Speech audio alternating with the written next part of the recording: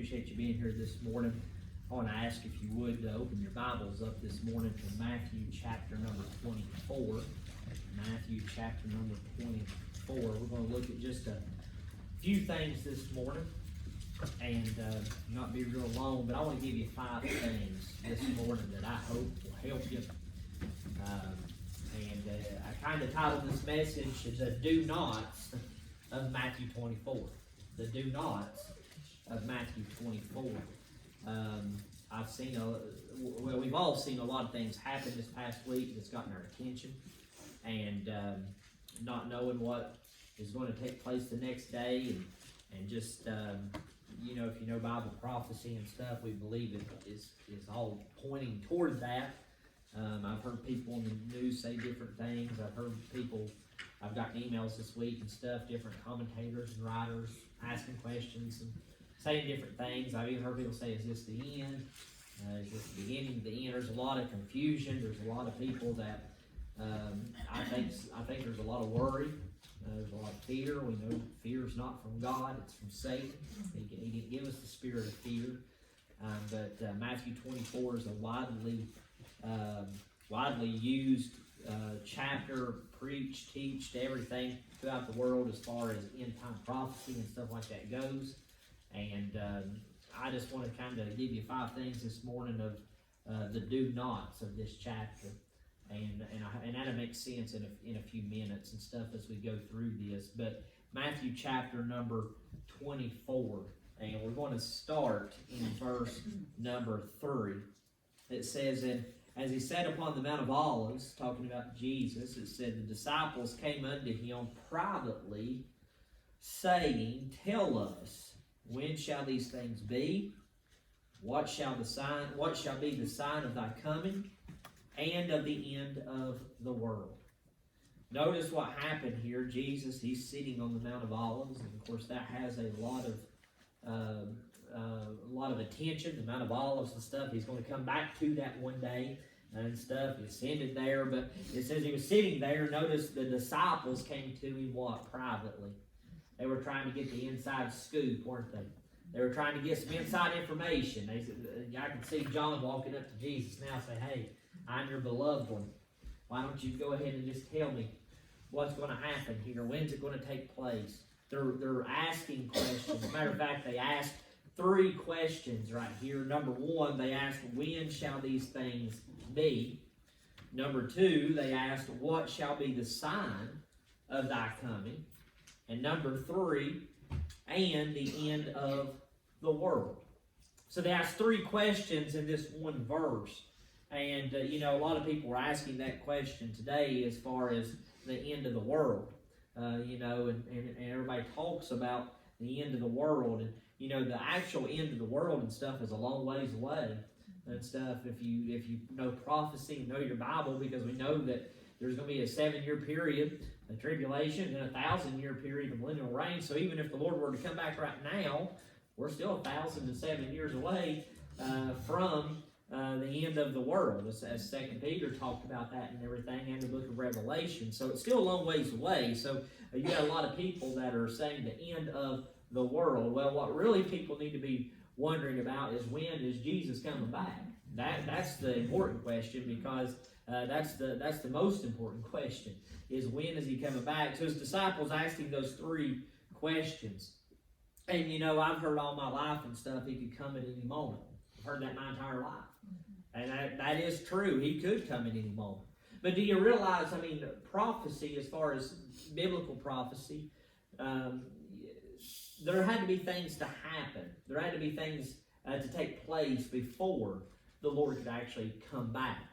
And do you realize that just 1 generation ago, 2 generations ago, that Israel wasn't on the map?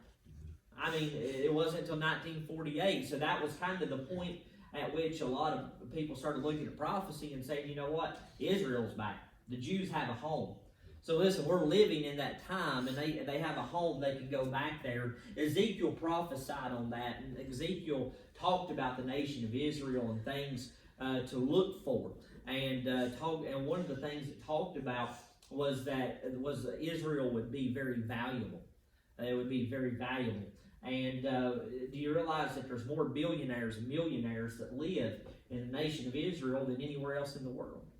Per capita. And it is a very, very rich country. And this is just my opinion on this part this morning. But I believe that the big topic, other than the actual war taking place, the other big topic is what? Oil. Right? Barrels of oil. That's one of the big topics, right? And the Bible tells us how Israel is going to be very wealthy and powerful in that regard, and people are going to want what they have. And one of the big things, we know that a lot of barrels of oil come out of Russia and stuff like that. I'm wondering, and like I said, this is my opinion on this for just a moment.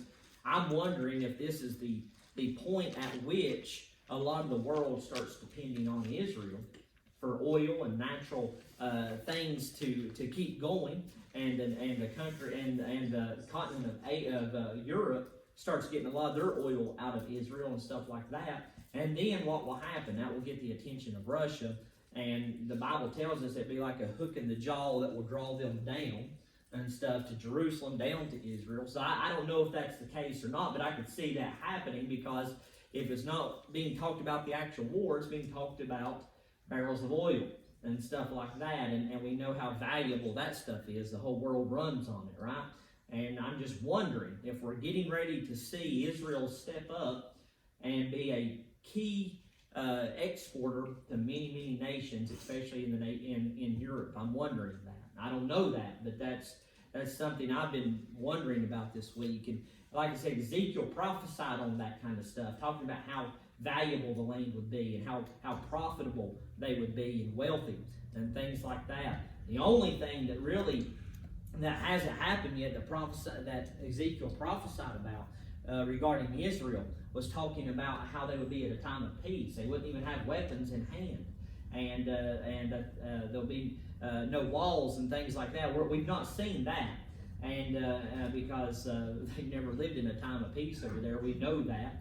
And they're all the time fighting, all the time having to have a watchful eye and be protective of their land and of their people. We need to be praying.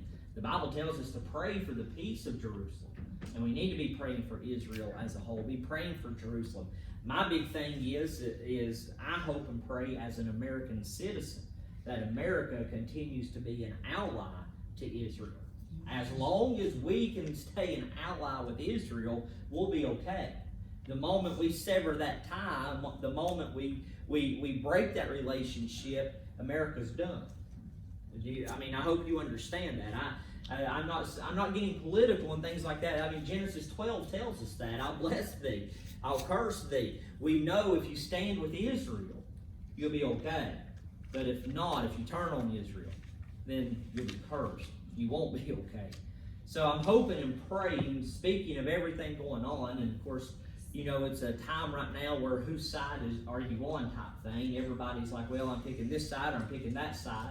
I hope and pray we stay on God's side. I hope we stay with the nation of Israel. But the disciples here, they came to Jesus with three questions. And notice what Jesus said. It says, and Jesus answered and said unto them, take heed, or take notice here, that no man what? Deceive you.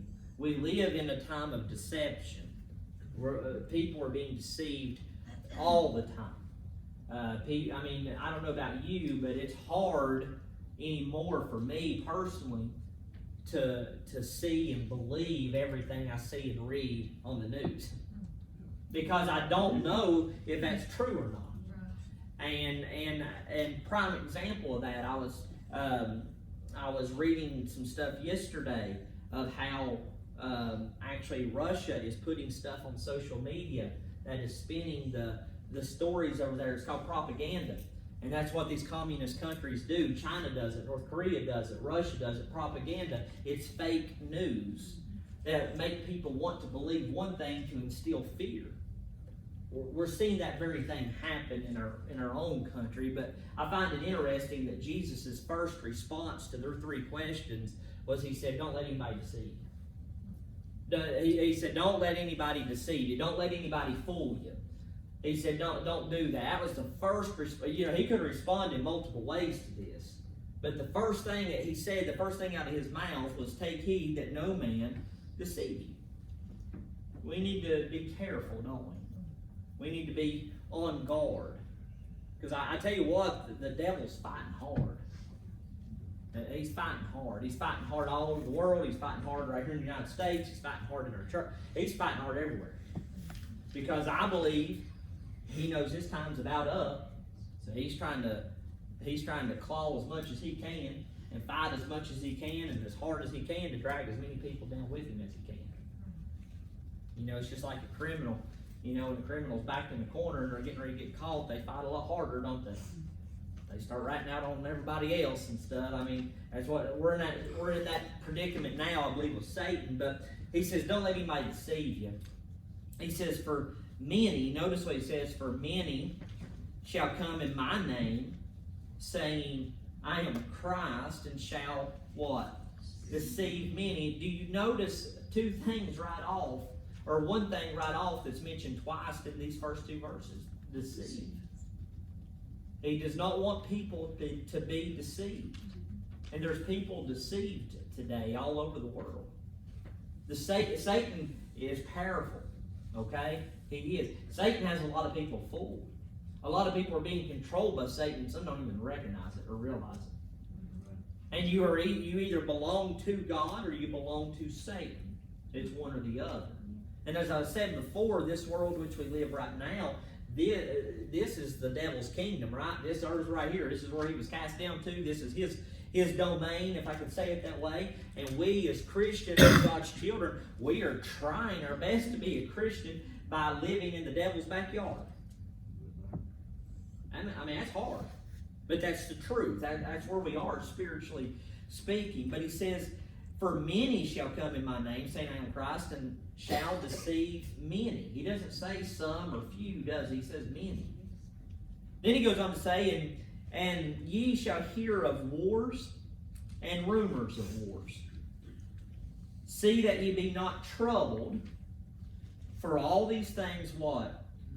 Must come to pass. In other words, it has to happen. That word must there in the Greek is actually the same Greek word that was used when Jesus said, ye must be born again. Okay? It has to happen. You're not going to get to heaven any other way than by being born again. You have to be saved to go to heaven. That is the one and only way.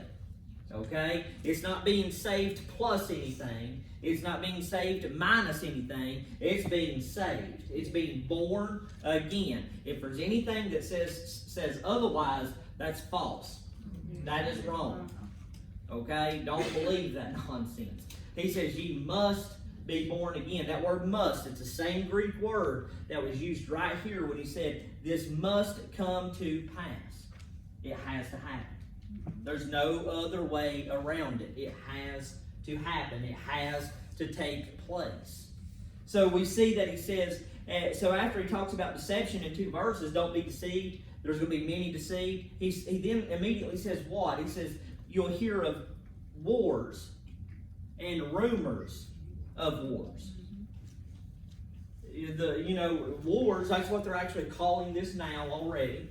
With Russia and Ukraine, they're calling it a war, and that's what it is. It's an invasion. It's a war. But the one that interests me there, too, is they talk about rumors of wars. We hear that all over the place right now, don't we? And what does rumors of war create? It creates worry. It creates stress. It creates confusion. It creates fear. It creates all these things that are not of God that the devil can use to deceive people. That's what can happen. So while Russia is invading Ukraine, some people are reporting it, some people are talking about it. We see China on the move at the same time. And it's just a matter of time, in my opinion, that China comes down on Taiwan. And we know that China and Russia are working together. They can spin it however they want, but I believe with all my heart they're working together. I believe we're seeing the armies of the North get together. We're seeing the Soviet Union reestablished right before our very eyes.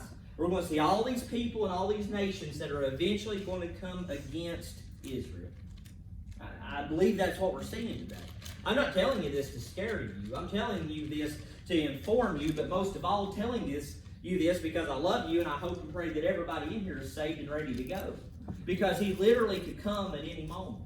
The other night when all this first started in that store, I couldn't go to bed. I stayed up on the couch. I was watching this and stuff. They went on to bed and everything, and you were seeing the rockets and the explosions and all the different things happening. And I mean, I'm laying there thinking, we're seeing it happen, folks. I mean, it's almost like you lay there and you're just kind of waiting to hear the trumpet blow. I mean, you're just kind of waiting. Because, I mean, it literally at this point could happen at any moment. I don't tell you that to scare you. I tell you that because I love you.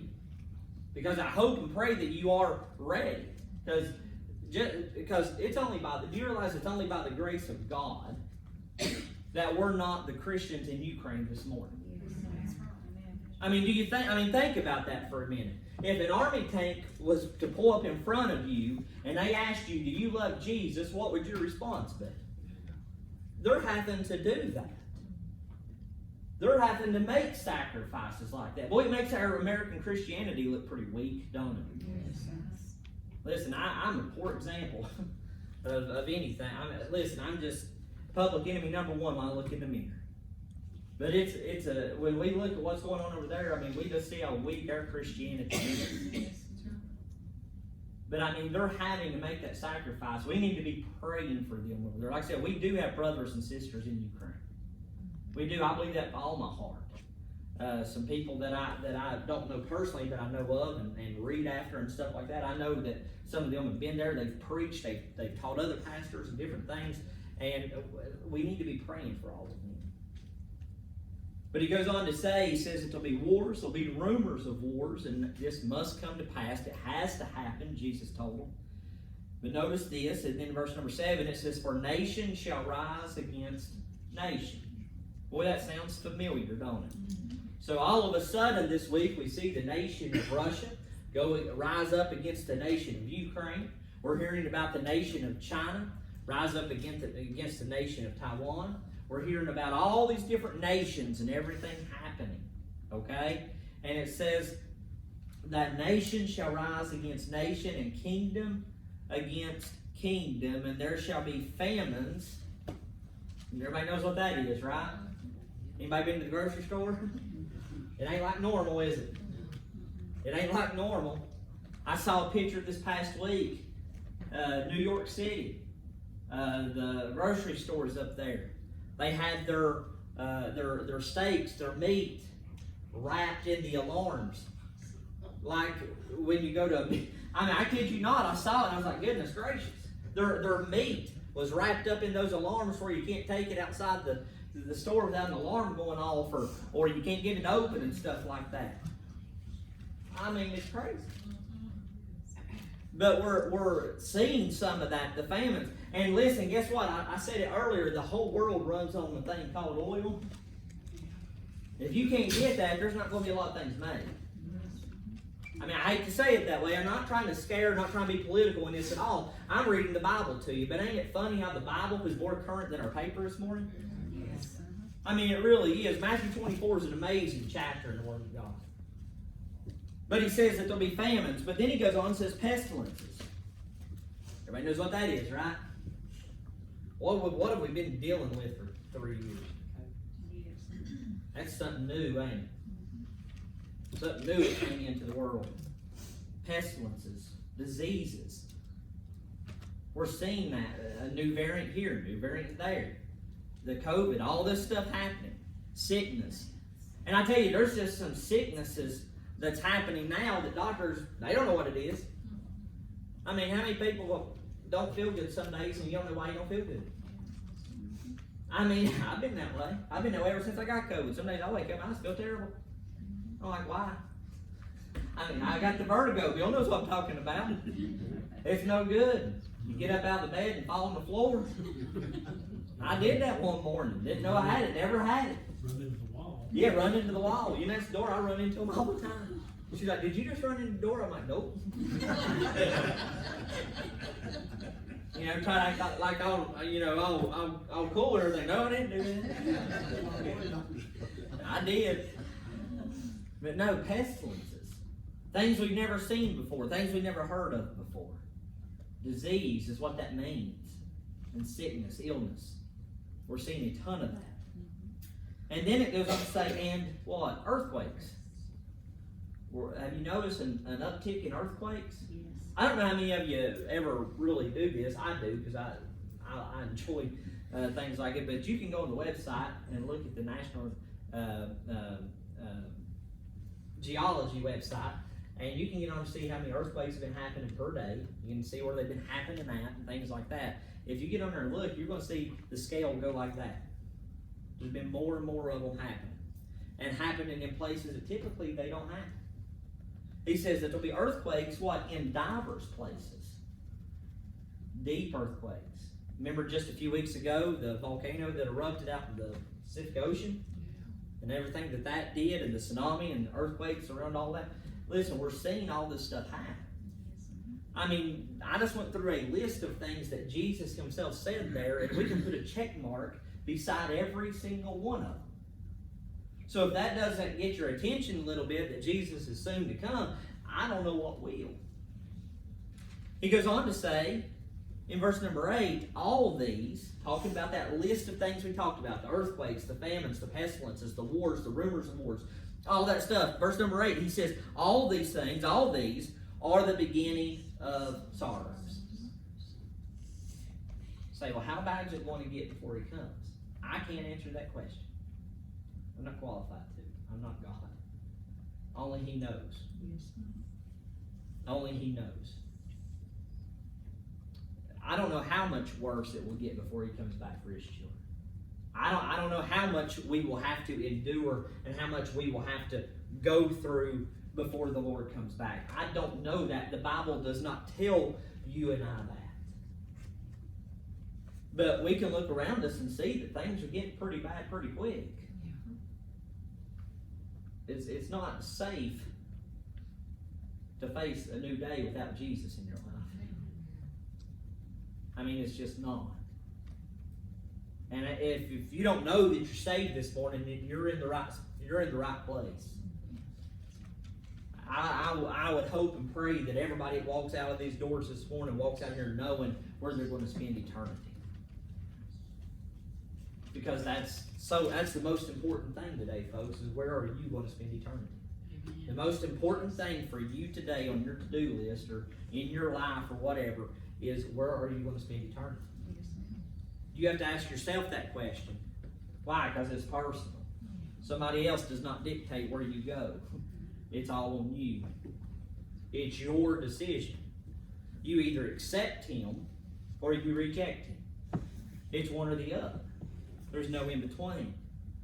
He goes on to say, then shall they deliver you up to me to be afflicted, and shall kill you, and ye shall be hated of all nations for my name's sake. And then shall many be offended, and shall betray one another, and shall hate one another. Boy, we're seeing all that today, aren't we? We're seeing the people offended. We're seeing betrayal. We're seeing people hating one another.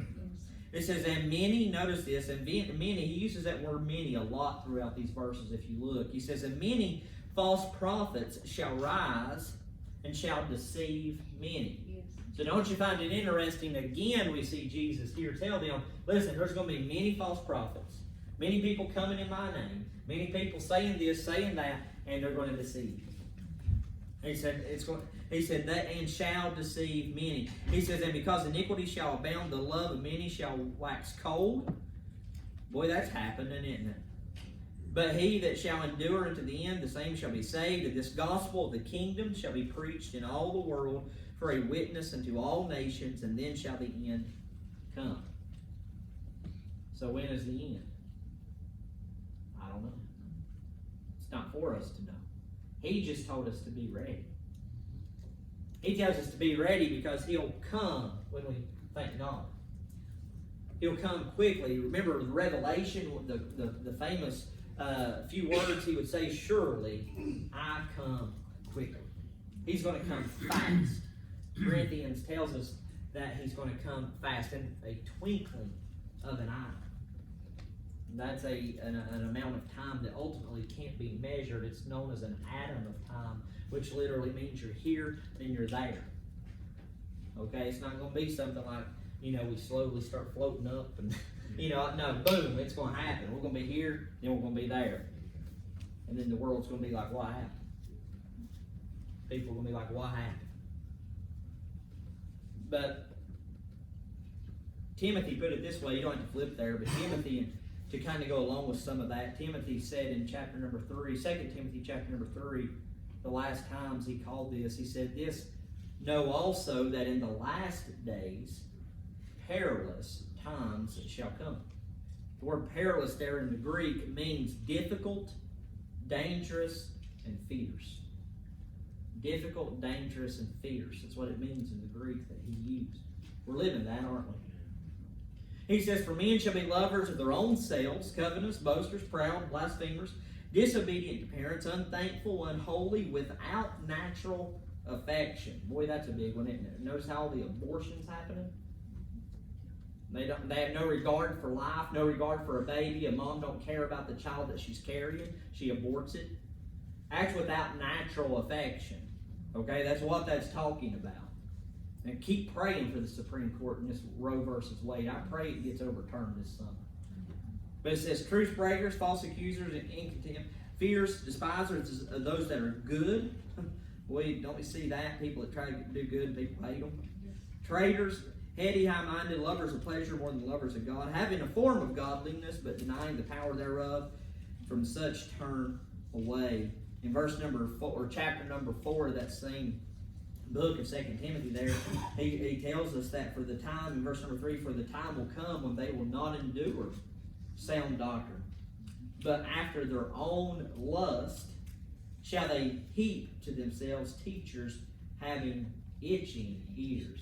You know what that is? That's tickling the ear, giving people what they want to hear, making them feel good about themselves, being a motivational speaker, being one of these people that go out here and say, well, God is love, and He loves you, and He's not going to send anybody to hell. That's what that's talking about. Aren't we living in that time? Yes. We're living in that time. Listen, don't fall for that nonsense. God does love you. He's not going to send you to hell. You're going to send yourself there by rejecting Jesus Christ. But it says that they'll have itching ears, and they shall turn away their ears from what? The truth. I tell you what, I couldn't, if the Bristol Herald Courier wrote a paper this morning, I couldn't write it any more true than what was just read right here on what's happening in our world today. Could they? We're living in that time. Have you ever seen the truth hated so much? People hate truth. If they hear truth, they call it what? Hate speech. Yes. That's what they call it now, hate speech. If they don't agree with you, if it's something they don't like, it's called hate speech. Yes.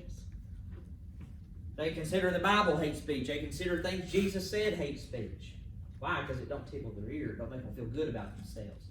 Listen, if you're living in sin, you shouldn't feel good about yourself because you're filthy and dirty and rotten and you're living in sin and need to be saved. I mean, that's just biblical. But 5 do nots. Some of you thinking we're just now getting to that? Well, it's going to be quick. I promise. Dora's thinking, oh, Lord. I'm just kidding. I love you. That's not what I wrote for you. Oh, okay. She didn't write that part down. Okay. Oh, my. Matthew chapter number 24. 5 things. 5 do nots of Matthew chapter number 25. Or 24. Number 1, and if you're taking notes or whatever, I'll give you these and you can have a verse that goes with it. Number 1, do not be deceived. Do not be deceived. Verse number 4 and verse number 11. It says, and Jesus answered and said unto them, take heed that no man deceive you. Verse number 11 says, and many false prophets shall rise and shall deceive many. Yes. The first do not of Matthew chapter number 24 is do not be deceived. Number 2, do not be discouraged. Do not be discouraged. That's a hard one now, isn't it? I don't know about you, but it seems like this day and time which we live now, it's so easy to get discouraged. I do. I throw my pity parties some days. I get down, discouraged. I think we all do, because it's hard. But do not be discouraged. Verse number 6 says, "And ye shall hear of wars and rumors of wars. See that ye be not troubled." Don't worry, don't fear is what he's saying. Don't be troubled. It says, "For all these things must come to pass, but the end is not yet." He's like, listen, this stuff's got to happen, but it's not the end yet. These are the birth pains, okay? It's going to happen, so don't be discouraged. Do not be discouraged. Number 3, do not be defeated. Do not be defeated. Verses number 12, 13, and 14. "And because iniquity shall abound, the love of many shall wax cold. But he that shall endure unto the end, the same shall be saved. And this gospel of the kingdom shall be preached in all the world for a witness unto all nations, and then shall the end come." I like how it says all nation. He doesn't leave anybody out there. It doesn't say just the nation of Israel. It doesn't say just the nation of the United States of America. It says all nations. He came and died for everybody. It doesn't matter where you live, what continent you're on, or what color of skin you have. He died for everybody. Yes. And he loves everybody the same. Do not be defeated. Number 4, do not be doubtful. Do not be doubtful. Don't doubt he's coming. Listen, Paul preached back 2,000 years ago like he was going to come at any moment. I want to keep preaching like that too. But I think we're a lot closer than Paul was. We're at least 2,000 years closer than Paul was. But do not be doubtful. Verses 34 and 35. It says, "Verily I say unto you, this generation shall not pass till all these things be fulfilled. Heaven and earth shall pass away, but my word shall not pass away." Aren't you thankful for that? The words of Christ will never go away. We have his word today, the Bible. Listen, it's not going to return to him void. He said, my words will not disappear. My words will not go away. He's the same yesterday and today and forever. Do not be doubtful. Number 5, told you to be quick. Number 5, do not be distracted. Number 5, do not be distracted. Verse number 42, notice what he says there. He starts out the verse with saying, "Watch, therefore." He says, "Watch, therefore, for ye know not what hour your Lord doeth come." But he tells us to what? To watch. Going down to verse number 44, it says, "Therefore be ye also ready, for in such an hour as ye what? Think not the Son of Man coming." Don't wake up one day and say, "I don't think he's coming back today. I'm going to go ahead and go out here and go shopping, work in the garden, do whatever. He ain't coming today." He tells us not to do that, doesn't he? He says, don't think I'm not coming. Don't be distracted by other things. Listen, have you ever seen a time where there's so much distraction? And notice what Jesus told them early on. The nation against nation, the kingdom against kingdom, the wars, the rumors of wars, the famines, the pestilences, the earthquakes, all this stuff, what can all that do? Create a distraction. It can take our eyes off of this, off of God's Word, and it put our eyes into Fox News.